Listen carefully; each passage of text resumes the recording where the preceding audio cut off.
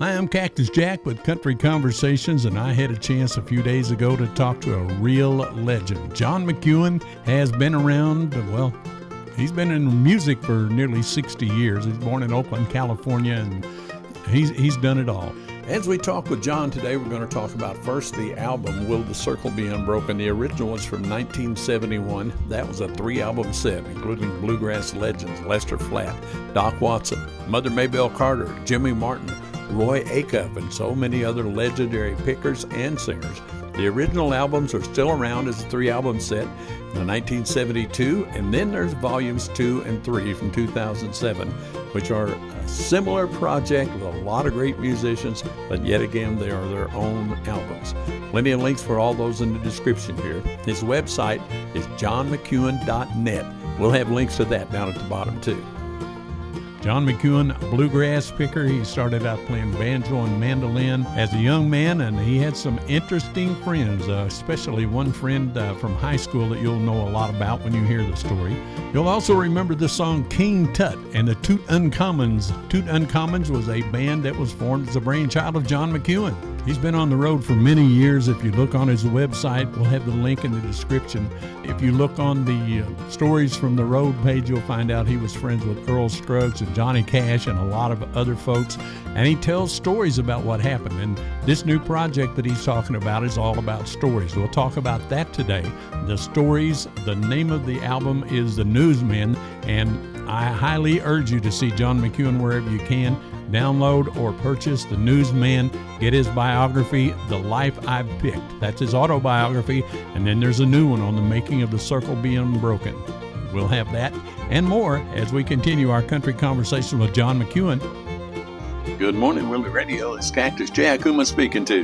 This is John McEuen. John McEuen, what an honor to talk to you. My goodness gracious. Well, thank you, Mr. Cactus.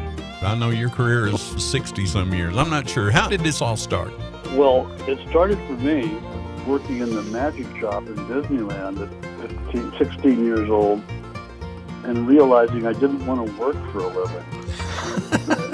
I was selling tricks all day and doing tricks for people. Yeah, there was work. I had to stock things and keep track of stuff, but I had to mainly be able to do all these magic tricks and sell them at 16, 17, 18 years old.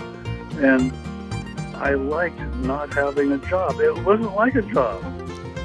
You know, I was doing something I liked. And I realized when music came along, I think I'll do something I like with music. And started doing that. I saw a group called the Dillards at 17 years old. And that took me away. They were the Darling family on the Andy Griffith show, and that took me away and made me want to be a banjo picker and play around the country. And then I started the Dirt Band with Les Thompson a couple of years later, and we started recording, and my brother started managing, and we got on the radio, and anyway, it was a long, hard road. I had been a big fan of the Long Hard Road, the Nitty Gritty Dirt Band, way before I ever heard the name John McEuen, but you have been the driving force of a lot of things. I hear there's a band called the Toot Uncommons that you had something to do with. Yes, what we used as we recorded was King Tut. King Tut was Steve Martin. We thought we should have a band name for that. That was the one that was chosen at the time. That was one of my favorite things about that whole project was the name of the band, and I'm a big fan of Steve Martin. I just learned recently that you were the one that taught Steve to play banjo, or y'all learned together, or something like that. Well, we were teenagers. I happened to hear the banjo when I was 17 and got enamored with it, and then Steve heard the same guy playing, and he wanted to play, and I was a little bit faster at picking things off of records than he was, so I'd show him things that I just learned. And I did that many, many times, and pretty soon I'm teaching him how to play. But he picked it up himself, too. And your work has amazed people, not just Steve Martin, but people all over the world. You know, I find it ironic that so many people all over the world want to see California. You started California, and you have seen, I guess, every corner of the planet by now, right? I have not been to Egypt and the Arab part of the world, nor South America, but pretty much, yes. Well, some manager somewhere is listening to this. He's booking a tour. I'm ready. Well, you got new things going on. I listened to the entire album, The Newsman. Good. The story of The Newsman intrigued me, and then you had Fly Trouble, which was one of the first songs I ever learned to play on guitar back in the 50s. Oh, Welly. Yeah, I still know every word of that song, and you did Hank Williams a great service with that song. And then there's Old Rivers, which is the Walter Brennan. And then we got into stuff I had not heard before, and you really have quite a talent for picking the meat out of a story. I'm not going to give away the story of Sam McGee, but Sam McGee was a rather interesting ending to that story. I want everybody to give a listen to the entire album. The last song on there... He's talking about the cremation of Sam McGee. There are strange things done in the midnight sun by the men who moil for gold. And anyway, it's one of my favorite poems. Oh, I love it. That is just so interesting. The very last cut on the CD, I can't remember. It's a tribute to someone. Are you playing all the instruments on that? Yes, well, not the oboe. I played piano, bass, and guitar. And it was Jules' theme, as I call it, because, well, Jules Verne was telling a friend about his recently deceased young wife in a French graveyard where she was buried. And this was hopefully to evoke some of that emotion. I set up a song with, when I write an instrumental, I try and think of the script as fulfilling. And that's the one that I thought of for this. All you have to do is listen to that to understand the talent that is John McEuen. And in addition to everything else, you've organized the original Will the Circle Be Unbroken, and you did it again back in the 90s, and now you've written a book. Tell us about that. Well, the recent book is The Making of Will the Circle Be Unbroken, where I took all of my brother's photographs, 105 Circle album sessions, and another 40 of the early Dirt Band, and put them together to tell the story of the Dirt Band's path to the Circle album, and then the 105 session photos with the story behind each photo about the artist and maybe what happened or what the band was doing, or stories about the group. Well, just FYI, it's already in my shopping basket. It's going to be on my shelf before long here. So, good. It'll be here. Continual performer since 1963. I'm cheating on a bio here because there's so much information. 11,000 concerts, 300 television shows, 10,000 interviews. I'm 10,001 today. Flown more than 4 million miles. Wow. What... I could talk all day. I could do 5 hours. PBS, Ken Burns, he could do probably an entire series on your career. So when I do a talk with folks, I always want to ask them, what have I left out? What do you want people to take away from this today? Well, that I like doing this, that I have something that I think you should hear it, and I hope that when you hear it, you think you should hear it again.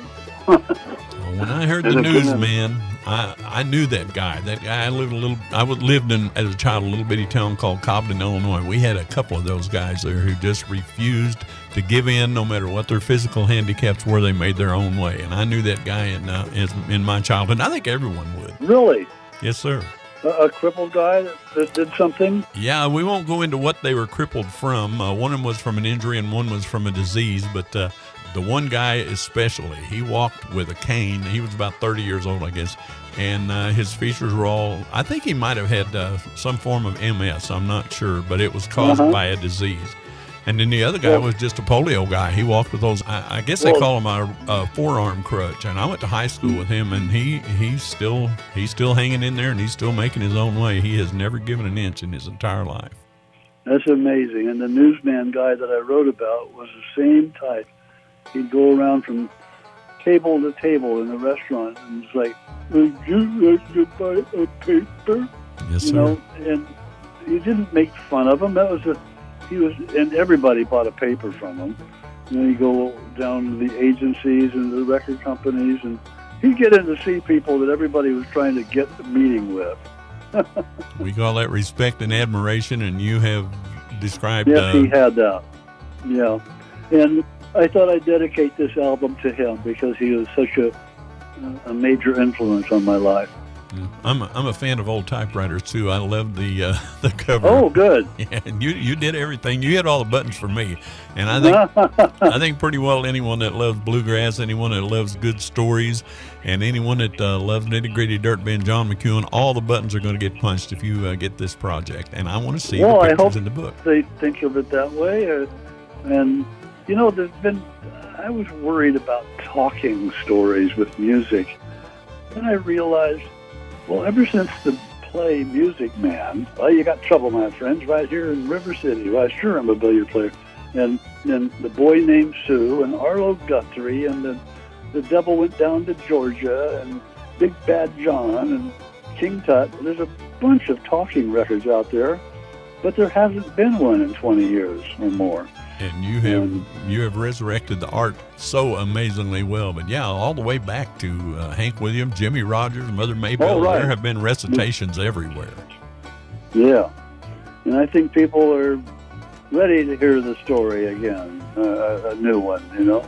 I'm ready to hear it. As I said, that one I've already got. I'm a subscriber to Spotify, and that's where I listen to all the cuts, 11 cuts on it this morning. And I listened to excerpts of them last night. I liked it so well, I sat down this morning and listened to the entire thing. So it was really an inspiration, and you are.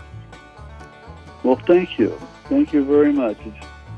It's very much appreciated, being a guy that was in a band for 50 years, nitty gritty dirt band, and to have somebody say the things you've said, because it's very hard to get the word out if you were in a band and you're putting out a single project. You know? Doubtless you wouldn't remember it, but you came to Paducah, Kentucky back in the 2005, 2006 area with the Nitty Gritty Dirt Band. We actually met, and I shook your hand once upon a time. And everybody was so gracious and so good to me, and they're not always that nice. You know, sometimes they're good, gracious folks for the camera, and then when the camera turns off, then they look right through you. And you were not that. You were such a great inspiration to me as an iconic entertainer. I was really impressed with everything about John McEuen, and now we've got a whole new project.